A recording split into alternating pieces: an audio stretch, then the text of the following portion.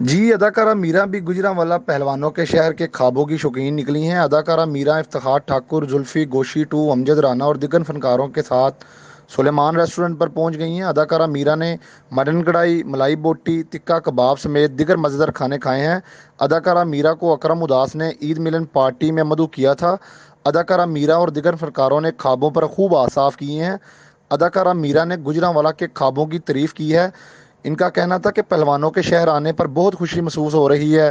गुजरांवाला की आवाम मुझे बहुत प्यार दे रही है, मेरा ड्रामा देखने आ रहे हैं, मेरी परफॉर्मेंस को बहुत ज़्यादा पजीराई मिल रही है।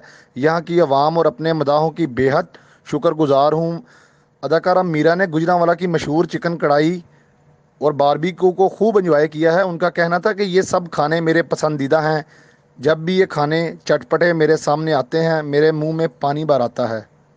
जी, अदाकारा मीरा भी गुजरांवाला पहलवानों के शहर के ख्वाबों की शौकीन निकली हैं। अदाकारा मीरा इफ्तिखार ठाकुर, जुल्फी, गोशी टू, अमजद राना और दिग्गज फनकारों के साथ सुलेमान रेस्टोरेंट पर पहुंच गई हैं। अदाकारा मीरा ने मटन कढ़ाई, मलाई बोटी, टिक्का कबाब समेत दीगर मज़ेदार खाने खाए हैं।